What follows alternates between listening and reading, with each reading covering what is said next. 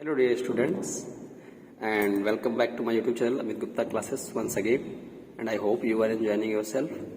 प्यारे बच्चों, आज हम डिस्कस करने वाले हैं स्टडी केस बेस्ड प्रॉब्लम, जो कि काफ़ी बच्चों को इसमें प्रॉब्लम होती है सॉल्व करने के लिए, और हम इसमें डिस्कस करेंगे ईच चैप्टर का कंसिस्टेंसी के साथ। रेगुलर आपको कोई ना कोई इसके वीडियोस आपको देखने को हमारे चैनल पर मिलेंगे। तो यदि आप चैनल पर नए होंगे बच्चों तो आप उसको सब्सक्राइब कर लीजिएगा, और अगर आप ऑलरेडी जुड़े हुए हैं तो इससे बने रहिएगा कि मैं आप लोगों को इस बार सभी चैप्टर्स के स्टडी केस बेस्ड क्वेश्चन जितने भी होंगे उनको सॉल्व कराने का प्रयास करूंगा, जिससे आपके 3 क्वेश्चन जो इस बार बोर्ड एग्जाम में आने हैं जो भी 10-12 मार्क्स के होंगे वो आपको इजीली मिल जाए, ऐसा मैं मानता हूँ। ठीक है, तो दोनों चाहे बच्चे स्टैंडर्ड के हों या बेसिक के हों, दोनों लोग साथ में इस क्वेश्चन का प्रिपेयर करेंगे और प्रैक्टिस करेंगे ताकि आपका बेस्ट से बेस्ट इसमें रिस्पॉन्स मिल सके।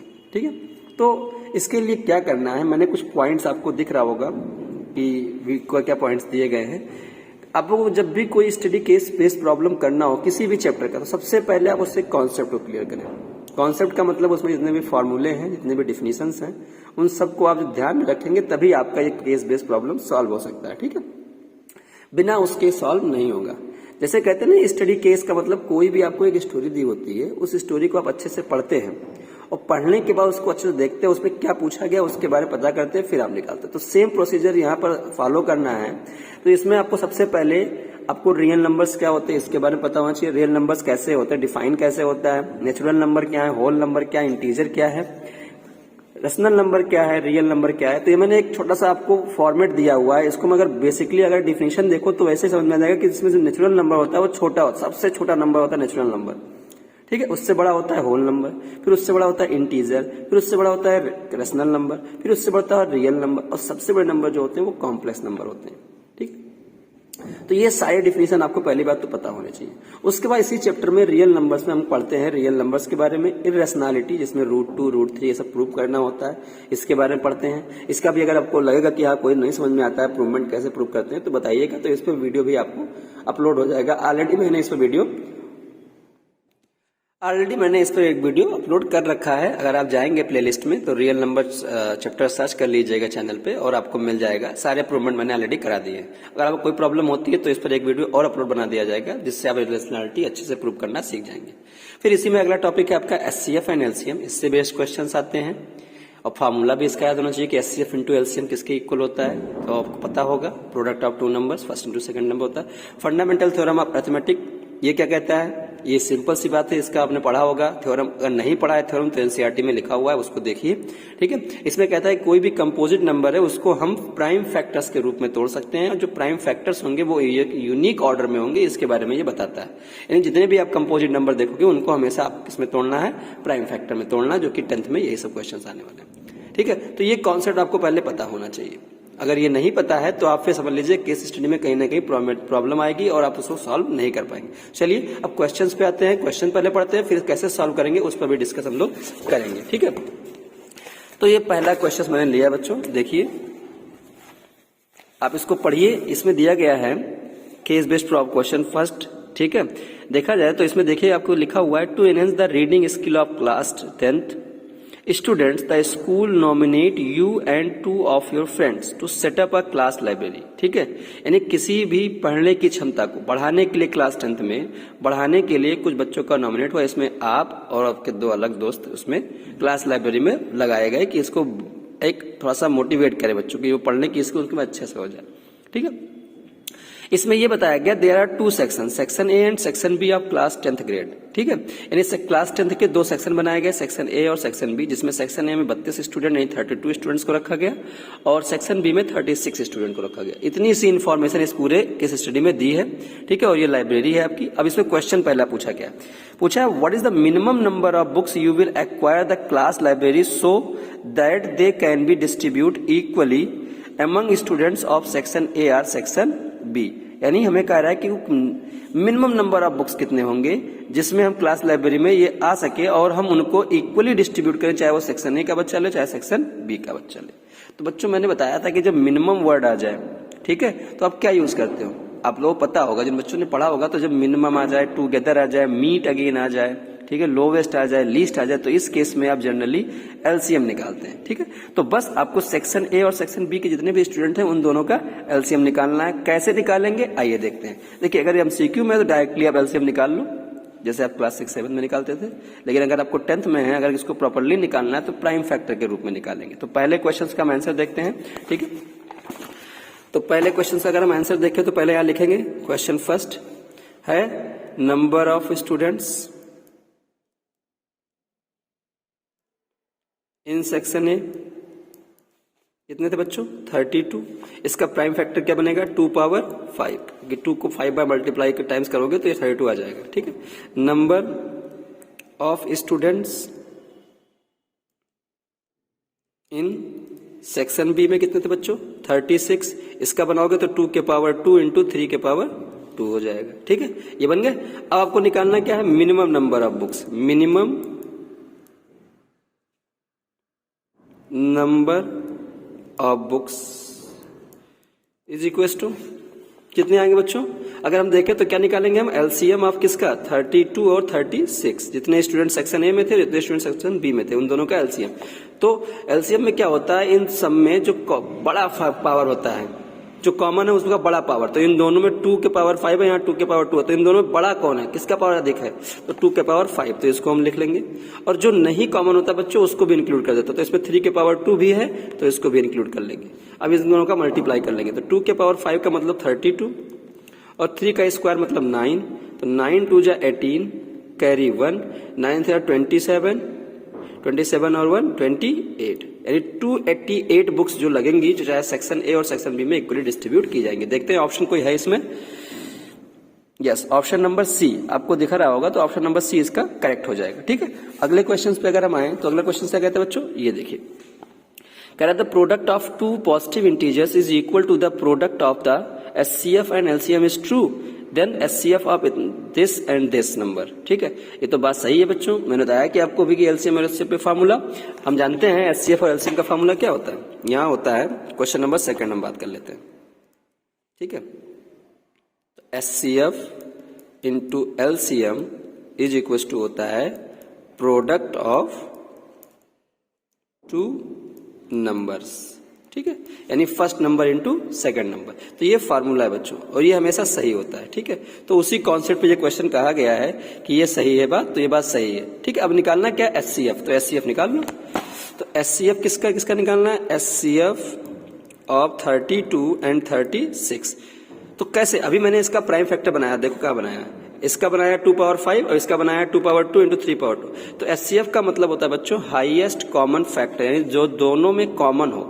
ठीक है, तो जो दोनों में कॉमन होगा पावर उसी को लेंगे। तो देखिए कॉमन केवल 2 का दिख रहा है, तो 2 का जो मिनिमम पावर होता है वही कॉमन बनेगा। तो 2 में यहाँ पर पावर 5 है, यहाँ पर 2 के पावर 2 है, तो इन दोनों में कॉमन क्या होगा, सबसे छोटा वाला पावर। छोटा पावर कितना है 2 के पावर 2, तो ये जो होगा वो दोनों में कॉमन हो जाएगा। बाकी ये तो है ही नहीं, इसमें है लेकिन इसमें नहीं है, तो यहाँ पर आंसर क्या आ जाएगा 2 के पावर 2, यानी कितना आ जाएगा 4।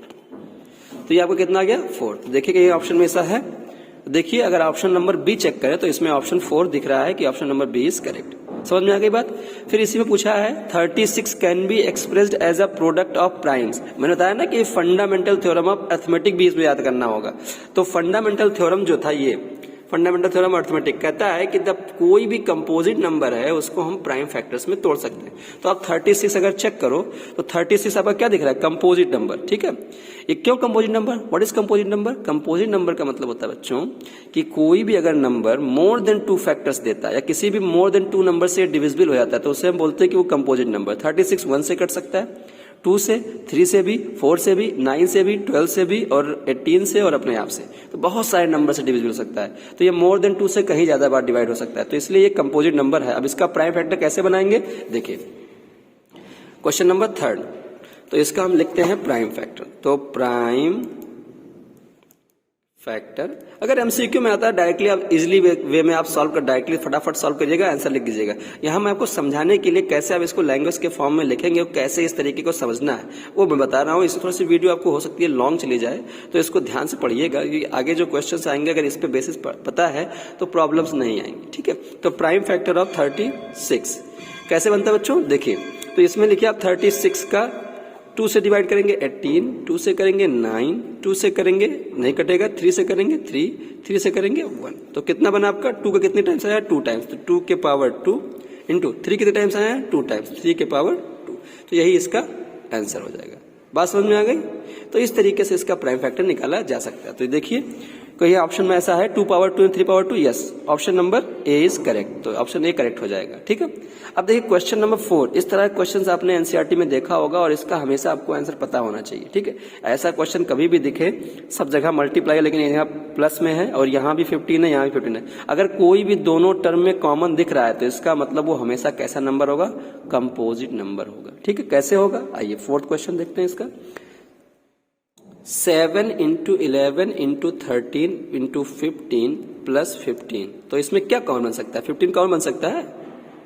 15 कॉमन है, बाहर ले लो। तो यहाँ क्या बचा? 7 इंटू 11 इंटू 13 इंटू प्लस 1, यहाँ 15 तो कॉमन हो गया। तो 15 इंटू इसका कुछ भी आप मल्टीप्लाई करोगे, जोड़ोगे तो कोई फैक्टर आएगा यहाँ पर, बिल्कुल आएगा। और इंटू 1 हमेशा सभी का फैक्टर होता है। तो एक फैक्टर ये मिल गया, एक जो नंबर इसको जोड़ने पे आएगा यहाँ पर वो मिल गया, और एक तो 1 होता ही होता है। 3 मोर देन 2 फैक्टर हुए, तो इसलिए मोर देन 2 फैक्टर, इसलिए क्या हो जाएगा? कंपोजिट नंबर हो जाएगा। Is that clear? ठीक है, आगे बढ़ते हैं। अब क्वेश्चन नंबर 5 की बात करें बच्चों, देखो इसमें अगर if P and Q are positive integers such that P is equals to A B square and Q is equals to A square B, where A and B are prime numbers, then LCM of P and Q is। कह रहा है अगर P की value ये दी है और Q ये दिया हुआ है और P और Q दोनों पॉजिटिव इंटीजर्स हैं, तो इसमें इनका LCM क्या होगा? तो बहुत सिंपल सी बात है। P की वैल्यू क्या दी थी? P की वैल्यू है AB स्क्वायर, तो यहाँ पर लिखेंगे हम लोग AB स्क्वायर। Q की वैल्यू क्या दी है? A square B। हमें निकालना क्या है? LCM of P and Q। तो P एंड Q का एलसीएम निकालने के लिए क्या करने? एलसीएम मैंने कहा था कि आपको दोनों में जो कॉमन होता है उसका हाईएस्ट पावर लेते हैं। तो A पहले A में चेक करेंगे, तो A यहाँ पर A के पावर 1 है, यहाँ A के पावर 2, तो इन दोनों में बड़ा पावर कौन सा है? A स्क्वायर, तो A स्क्वायर ले लेंगे।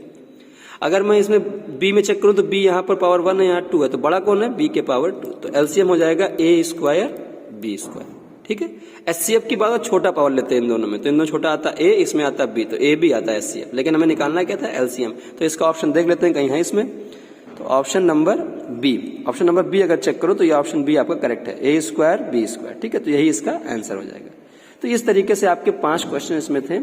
हालांकि आपका केस स्टडी किस प्रकार से आता है, एमसीक्यू में देता है कि डायरेक्टली सॉल्व करने के लिए देता है, वो आपको देखना पड़ेगा, उसकी प्रैक्टिस आपको करनी पड़ेगी। ठीक है, तो इस तरह के क्वेश्चंस आप इसको सॉल्व करिएगा और प्रैक्टिस कर लीजिएगा। इसी पर मैं क्वेश्चंस आपको देता हूं, ये भी एक आया हुआ है। ठीक है, पढ़िए, देखिए लिखा हुआ है, a seminar is being conducted by an educational organization where the participant will be educators of different subjects. The number of participants in Hindi, English and Mathematics are 60, 80 and 108 respectively.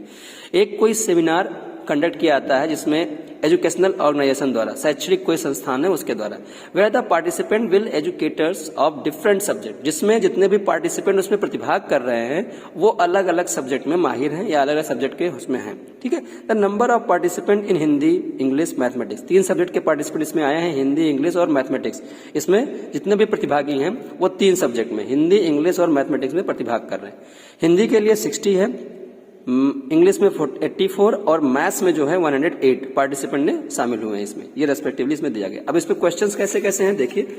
Question first कह रहा है बच्चों, इसमें ये figure पूरा बना हुआ है, कह रहा है in each room the same number of participant are to be seated, all of them being the same subject, hence the maximum number of participant that can be accommodated in the each room। अब इसका आपको निकालना है। ठीक है, कैसे आप इसको निकालोगे इसका आंसर मुझे बताइएगा। यहाँ वर्ड आया है मैक्सिमम। ठीक है, अगर आप लोग पढ़े होंगे, अभी मैंने बताया, अगर उसको फॉलो किया होगा तो आप समझ जाएंगे। ठीक है, तो इसका आंसर मुझे बताइए कितना आएगा। दूसरा क्वेश्चन अगर मैं बात करूं कि क्वेश्चन सेकंड कह रहा है what is the minimum number of rooms required during the events. ठीक है, तो मिनिमम नंबर ऑफ रूम्स की जब बात कर रहा है तो कैसे आप इसका निकालोगे। तो जब नंबर ऑफ रूम्स की बच्चों बात करेगा तो सबसे पहले आप जो गिवन नंबर्स थे उसका एलसीएम निकालिए।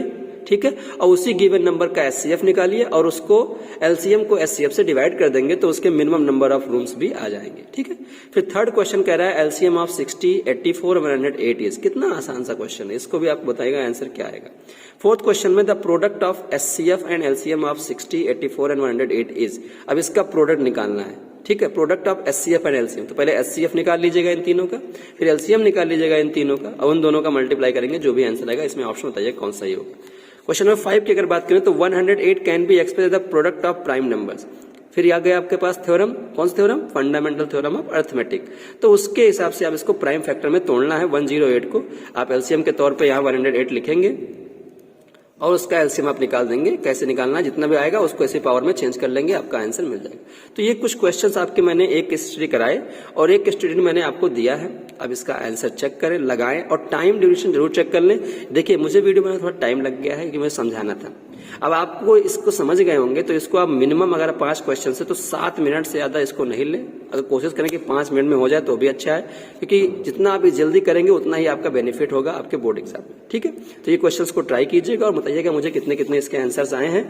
और ऐसे ही मैं आपको सेकंड चैप्टर्स का भी आपको आने वाले अपकमिंग वीडियो में इसका स्टडी केस बताऊंगा। तो आप लोग बने रहिएगा। अगर चैनल पर नए हैं तो सब्सक्राइब कर लीजिए चैनल को, अगर पुराने हैं तो बच्चे इसको शेयर कर दें, लाइक करें और बताएं मुझे वीडियो कैसा लगा और इसका आंसर मुझे कमेंट बॉक्स में बताइएगा। ठीक है, तब तक के लिए आप लोग पढ़ाई करें और रेस्ट करें। Take care, thank you.